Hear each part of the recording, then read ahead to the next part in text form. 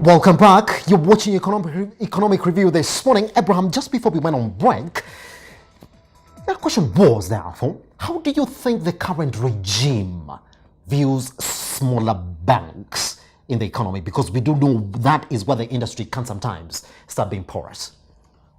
Yeah, when you say small banks, you mean by tier. There's tier Yes. 1, 2, 3. Yes. Now, of course, whatever problem we have is industry-wide. But what determines who survives and who doesn't is your capital base. So yes, if people, the people who have to recapitalize, of course, the so-called smaller banks. But then again, it also depends on the quality. Maybe the quality of debt is not as bad as we think. Yes. Because we're dealing with an average. We've not gone into the individuals. So what will help everybody survive or die across the board is your level of non-performing loans vis-a-vis your capital and how much of this you can take. Yes. If all of it came true, can your capital take it? If the answer is yes, you survive. If the answer is no, either you recapitalize or you perish. It's as simple as that. Yes. Yeah. Finally, as we clear this conversation, the current governor has been awarded the best CBK governor twice in a row in sub-Saharan Africa. Yes, you approve or you have a talking point? No, it's true. I mean, given the fact that most bank bosses are saying, well, this industry is now overly regulated. It's not overly regulated. It is regulated. There's nothing like overly regulated. Yes. The guy is using the law. So the word over comes from what? Yeah, he's simply, maybe we're not used to implementing the law the law in full. The guy operates on either it's black or it's white. And that's why you see he's got that title twice, because he's done a good job. I mean, in this particular time, to steer us and keep the industry alive to this point, I think he's done a fantastic job. And he as I told you, the law is robust enough. It just needs implementation, ruthless implementation. So when you do it ruthlessly is when the word overregulation comes. Yes, pretty much. All right, let's move into the last issue that we have for you today. Well, it's more good news for counties that recently saw their share of revenue increased to 409 billion in the financial year 2021-2022, as they can now utilize the 17.4 billion grants included in the bargain unconditionally. Now, before this latest Treasury announcement, the funds were originally meant for specifically healthcare, roads, and education. Now, Treasury, while giving an explanation to the change, added that counties could now utilize the funds for issues like salary payments and other development projects instead of relying on the national government for filling their fiscal gaps. Treasury says Ukuri Yatani is also optimistic that now the change will improve counties' absorption of funds, as most were shying away from the grants due to their conditionality. Okay, let me start with you, Arnold. Wow, is there anything that we can read further into this relaxation by Treasury to let the counties use the 17.4B in whatever way they desire? It's a double-edged sword. I think we had a discussion recently on how counties had been given leeway to use bonds to finance their budgets. Yes. And now we're looking at another move from the government to give them more leeway from moving from conditional grants to unconditional grants. Now, this will primarily depend on the governance of these counties, simply because some counties look like they have their act together, and that will be good for them, because we've been seeing so many issues to do with county governments, settlement of payment for suppliers, healthcare issues, and so on and so forth. So in one end, it looks like it's going to be a good move, and it will actually assist the trickle-down effect of government money down to the counties. Now, on the flip side, in the event there is mismanagement, then you'll have situations whereby, at the moment you have counties who you actually use half of the entire allocation on payment of salaries, which is actually absurd. So removing of that condition is actually a double-edged sword. I think the counties who have their act together will actually maximize on other costs, but the counties who are yet to get their act together, we may actually see a situation of probably wastage, increase of salaries, and so on and so forth. So it's a double-edged sword from where I sit. It's a double-edged sword. Abraham, But we have to interrogate though. And this is coming at a time when the government is saying, well, we don't seem to have money to spend this year. I mean, we're going to go back and continue to borrow. But now, Abraham, they're also saying that they have been relying on the national government to sort of fill in some of the fiscal gaps that these counties have been experiencing in their budget allocations. Do you read the Treasury sort of trying to navigate a way to remove the burden of sort of financing these counties when they run out of money through removing the conditions out of this grant? I don't know. I don't know what to make of this, because either way, it's Treasury that has funded it. Yes. So they can give it whatever label they want. Yes. It's your money and my money that is going there. But I'm a bit worried about the removing of conditionality. Yes. Because the moment you remove a condition on money, the tendency for it to be wasted is very high.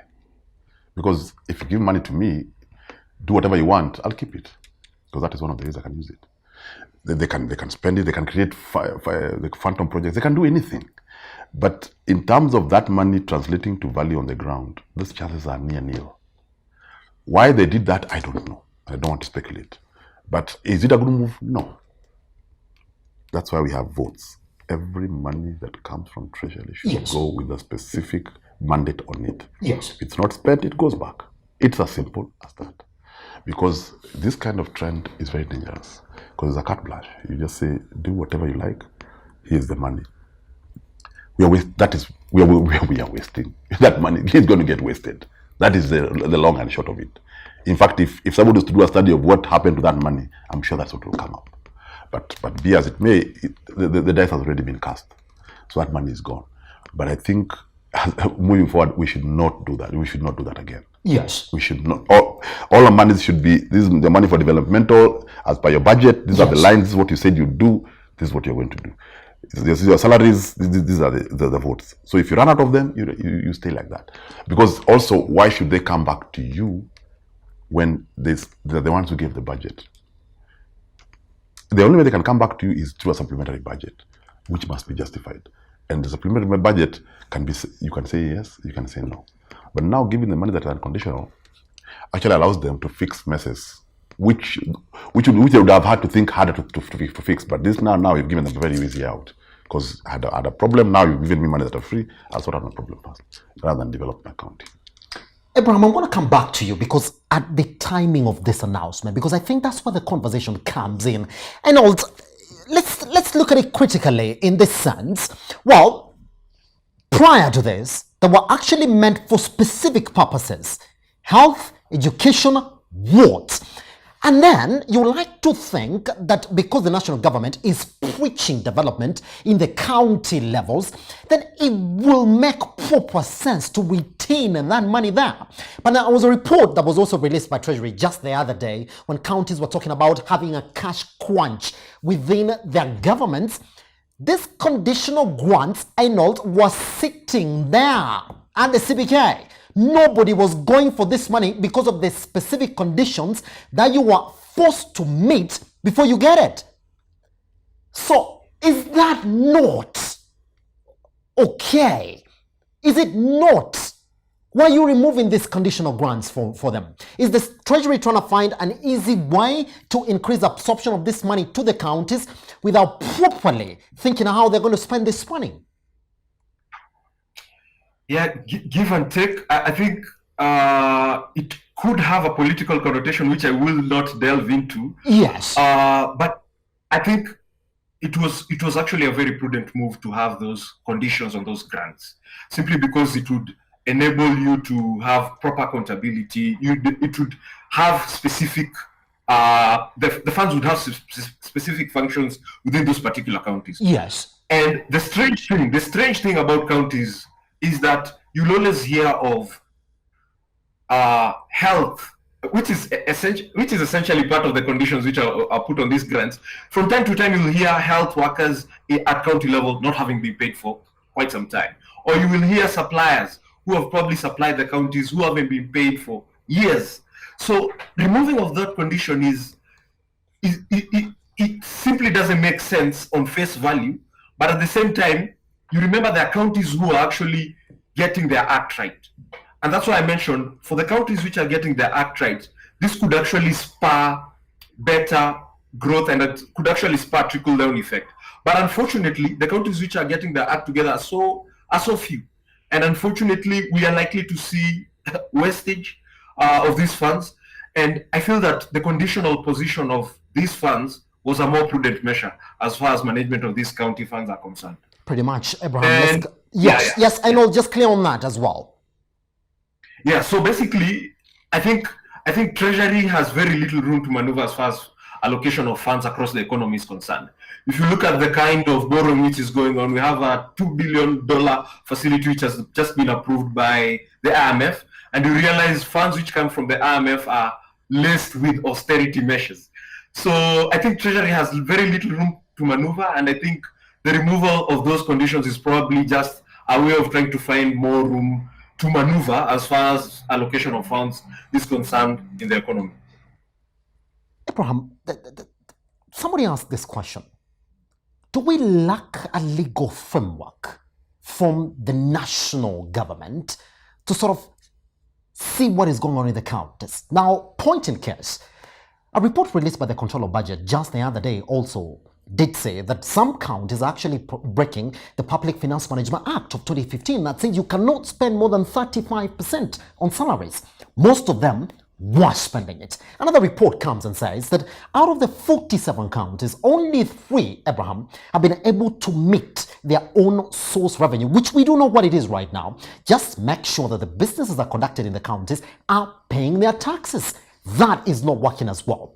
Is that not more reason for us to say introduce more conditions to the money that is going to the counties as opposed to saying, well, remove them? And what does he mean when he says that this will increase the rate of absorption of money to the counties? Is that not negating himself? They've not been coming for it because there have been conditions, but now since we remove them, they will come for them. Is he opening ways for mismanagement? See, the PFM Act has been revised severally, and it's a very robust act. Yes. That's what controls how the whole budget process and what you can do and what you can't do. And what they are doing is actually in contravention of the PFM. So I was saying again, it is about the policing, not about the lack of a regulatory framework. Yes. That one is there. The PFM is robust enough to control the counties as is. Yes. Now, when we talk about absorption, that's been a big debate in banks, in government for a long time. But you see, which is better? For money to be absorbed to the wrong cause or money not to be absorbed? I would rather money is not absorbed. When it is not absorbed, it goes back. So all you have is a delayed project or delayed something. But if you're happy about the absorption rate and not looking at what it was absorbed for, then we could be opening an avenue for wastage. And that's what probably might happen here. So I think we need to think hard and fast that at the end of the day, let's address the question of why is there no absorption? Yes. That is the question we need to ask ourselves. Yes. Is it, and part of the reason of low absorption is some of the laws we have, the Public Procurement Act in specifically, because if you don't time it properly, some of those processes can take an entire financial year. You see, or let's say you want to bring a partner under PPP, that can traverse several financial years. You see, and that's why you see like the PPP Act is under review, because some of those things are part of the reasons why there's low absorption. So I think we need to put our mind there rather than making it easy for people to absorb. Because when you make it easy for people to absorb, then it gets absorbed in the wrong place. Money we don't have. So in a nutshell, let's stick to the law as is today. That money has to have a label. And it's either used for it, you use it the way it's supposed to be used, or it goes back. The issue of simplifying that can only come if we revise the regulatory regime around what is creating barriers within the absorption. Yes. And I told you specifically the 2 acts, the Public Procurement Disposal Act and the PPP Act, those 2. And I know already the Public Procurement has been reviewed and I think continues to be reviewed. PPP Act is under review currently, so that we shorten some of those steps, we remove some of those unnecessary steps, we shorten some of the timeframes that are put there, and the hoops and the approvals and pre-approvals and counter approvals that have to go along that, because that creates fatigue. So you find that's why you see some of those people refuse to go for those grants because somebody does not want to go through that agony. You see, but at the end of, again, it's money you need. So because when money sits at treasury, it doesn't help us because we want that money on the ground in the project. Yes, we're doing whatever we want. We want it in health and on all the goals that we want, because developmental finance and is a process, and is a painful process that is guided by law. So unfortunately, the laws we have are good in terms of controls, but they're not the best in terms of efficiency of delivery.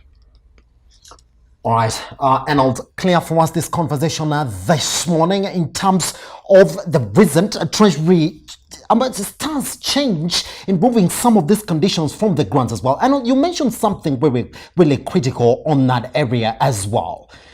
That, well, some of the same conditions that have been put on these grants were addressing the critical areas in some of these counties. Talk of roads, talk of public health, and education as well. We've been seeing schools. We've been schools that don't have even budgets to build classrooms. Let's say what it is, Arnold. It is Treasury trying to find a soft landing spot in terms of, well, looking like they are actually improving the disposal of money to the counties. Seems like it, because I think our counties have governance issues. And I think there was a misunderstanding of bringing down funds to the county level. I think that there was a massive misunderstanding of that. And that's why, to some extent, there's poor governance and there's mismanagement of funds. So as I alluded to earlier, it looks like Treasury have very little room to maneuver as far as management of these funds is concerned. And that's why they probably moved to remove those conditions which had been placed on those funds. I think those conditions are necessary. I think if they are properly implemented on the ground, we won't have issues like health workers not being paid, schools not having funds. So I think we need to marry governance issues with management of funds as far as public management of public funds is concerned. Pretty much, Abraham and Arnold Ngisale, thank you very much for taking your time to be part of the Metropole's Business I'm Sure Friday edition. We gentlemen, we appreciate you. Abraham, thank you very much for coming by. Most welcome. Pretty much on that note, we actually come to the end of the show. I'll see you Monday for another edition. Have a fruitful business weekend.